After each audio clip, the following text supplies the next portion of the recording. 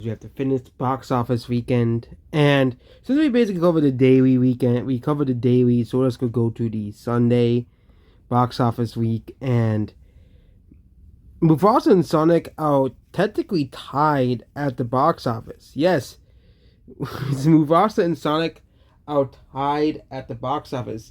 So we'll have to wait until tomorrow for like the real numbers to show up, who really won that well. But basically, Sonic and Mufasa are tied at the box office. So Sonic 3 made $210 million globally. Internationally, the movie's finally out as well in most countries. But unsurprisingly, Sonic is more popular in the US than outside the US. This has always been the case for all of the Sonic movies. And, we can even compare this to other Sonic movies as well. They commit and see how it's performing against them.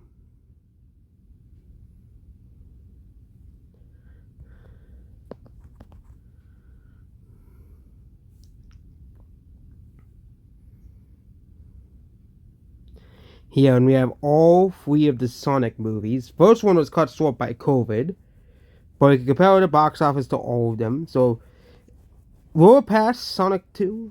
Look at the numbers for this movie. It is obviously ahead. So there's obviously a growth of the franchise here, because of course the Christmas box office eventually took over, and Sonic is now number one domestically. Yeah.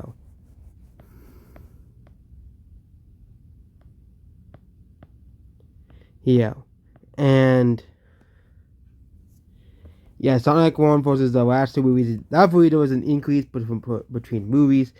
Internationally, these movies don't really do as well as they do domestically. The second one, it was slightly higher than the domestic box office, so early to see it as well. There's a possibility that this might be a movie where internationally it does worse than it does domestically. It's, has been a theme throughout many movies released throughout the year. Twisters, Beetlejuice, and Wicked are three such examples of movies not doing too well internationally. I do think it will catch up to domestic because domestic is a week ahead. So the international opening is ahead of domestic if we compare just day by day, week by week. I do think it will likely internationally outgoes domestic, but the movie's not gonna make $1 billion. Sonic is not, Mario or any of these huge IPs, as well. But it seems that the Sonic movies are growing in popularity, but not by much. And the movie will likely still make a lot of money either way and break even. As well, the budget is $122 million, so it hasn't even broken even yet. Either, I think it needs to make like 280 or like $300 million to break even or something like that. Okay, it needs to make $305 million to break even. It'll definitely make that much money. But I really do think they should try to control the spending on these movies, obviously, to make sure they're not too expensive. As Sonic is not $1 billion grossing IP as well. So it would be very wise to not make a $200 million budget Sonic movie. But they're not Disney, so they won't make that mistake. So next we have the disgusting Lion King remake. Somehow this movie is going to somehow break even. Yes, unfortunately, there is still an audience for these garbage remakes. And, I don't think this will make this, but this will barely make any money at this current moment, which is actually very bad for Disney because I think they were expecting this movie to make $1 billion. But it made $327 million, which means it only needs to make like $350 million more to break even as well. It is doing very well internationally. So this movie is being carried by the international box office like Venom did as well. But usually the first 2 weeks for these types of movies are usually the highest weeks. And the thing is, we don't know how this movie will perform outside because people are saying this movie will make $600 million globally. But there's a huge possibility this movie only makes $500 million. Or I don't think $470 million is likely anymore. That was based off of my math of comparing it to the opening to the original as well. This was discounting, of course, the Christmas box office, which did kind of save this movie as well, but this is a movie that I don't think people are gonna. This is gonna be one of those movies it's gonna be like, oh, this movie made a lot of money, but we all forgot about it. Okay, You know, that type of deal, like Captain Marvel. Okay, but I just don't understand why people keep falling for the same tricks over and over and over again. I really don't understand it or get it. Okay, like Captain Marvel. Okay, like with, you know, this movie as well, Mufasa. Okay, and yes, there needs to be movies that are successful for the fetus to do well. Okay, any movie being successful, regardless of how crappy it is very good for the fetus. But really, a whole movie is this garbage? Mufasa, a Lion King, the photorealistic sequel? Okay, but apparently, we all claim that no one asked for this. Well, this movie still managed to make, $327 million globally. So at least there are some people for this movie. Some people. Okay, but I still think it is gonna end up making. I can even make less than $170 million. Okay, but next is Nosturifu, which has made $43 million again for a $50 million budget movie. Not very good as well. You know, Focus Pictures, you know, they're not a major studio, but this is actually one of the highest openings yet for Focus Pictures as well. So that's pretty good for them. Next is Wicked, which for some reason they're making a bad choice and releasing this movie on digital HD. But again, just because it's released on digital HD doesn't mean it'll really impact the box office. As long as it stays in theaters, people will go see it. Like, for example, The Wild Robot, they made a very dumb choice by releasing that digital HD very quickly, but the movie still made a lot of money despite that. Same thing with Megan of 2023 as well, but this movie made $600 million globally. There's a possibility of a sequel if it's done right, which is Wicked Part 2, it'll make $1 billion at the box office. I'm not saying it only needs to do better internationally. It did very well in UK, Australia, and New Zealand, obviously, but outside of those markets, it isn't really doing too well because there isn't much interest for the Wizard of Oz outside the United States, UK, and Australia, and of course New Zealand as well. Well, those are the markets that really care about the Wizard of Oz as an IP. But outside of those three markets in the United States and Canada, Wizard of Oz is obviously not too popular outside of those markets, but it still made a decent amount of money in a lot of other countries.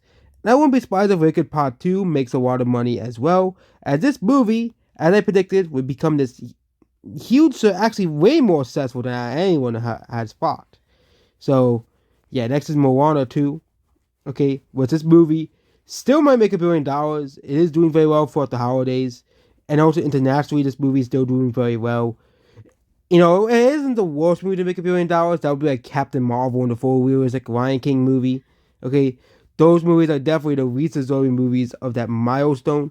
Some people will say it's Minions, okay, which there are arguments for that movie as well, but at least the Minions, it makes sense that movie will make $1 billion because kids love the Minions, and every movie since then has made a huge ton of money, nearing $1 billion or even cracking the $1 billion mark with Despicable Me, which proves that there's a huge audience for the Minions as well. So yeah, but Moana 2, again, the movie is nearing $1 billion at the box office as well. Despite the movie being underwhelming for some, the movie is still making a huge amount of money domestically, making nearly $400 million domestically and making $500 million internationally. We don't know how much gas is left in Moana 2's tank that much, but that's just a complete unknown, which this movie is a huge failure. Yep, huge failure. We're told that this Timothy Chalamet guy, which they actually said like 30% of people who did go see the movie was because of him. But most people who went to go see it because there was a movie about Bob Dylan, which again, a lot of people like Bob Dylan. Okay. A lot of people think he's this great musician. I actually do not know I don't know if he's what part of band he is or something. Because I'm not really familiar with a lot of old music. You know, I'm not really familiar with people in general. But, you know, this movie did make a huge amount of money. No, not huge. Bob Dylan was a very popular musician, but we're told that the reason why people went to go see this movie because of Timothy Chalamet was actually false because only 30%, which is which is the second largest besides it being about Dylan as well, but 40% of people actually went to go see this movie because of the actor. Again, this is alarming numbers for Hollywood because they wanted this movie to be this huge, massive hit. And they will. And I think they keep making these types of movies because of the success of Bohemian Rhapsody. That was really a lightning in the bottle. Now next year, gain more of Michael Jackson. Okay, you know, like you got one successful musical about a famous musician, which was Freddie Mercury, and now you're just trying to do of every other famous singer possible. Okay, it just isn't as popular. They even did one. They did one of the Beatles, but it was only exclusive to Disney Plus. But you know, they really cannot get lightning in a bottle twice with this type of stuff. They really cannot, okay? And considering the fact that they're competing with all these huge movies, Bohemian Rhapsody was a fluke, most likely, and some have been successful like the Rocket Man movie, but other than that, these types of movies don't really do too well at the box office outside of Bohemian Rhapsody, which came out in 2018. Next is Baby Girl, which this movie isn't doing too well. Unlike the success of the other rom-com movie released last year, it isn't really too successful. But again, it is an A24 movie, so there's Gladiator 2, which made a little bit more money. Okay, you know. And next is Homestead, which has made $12 billion more. Made $12 million, but this movie isn't a very big success either. Not many people really care about this movie all too much either. So yeah, that's about Homestead, and that's about that box office here. And yeah, and that is about the box office here. And goodbye.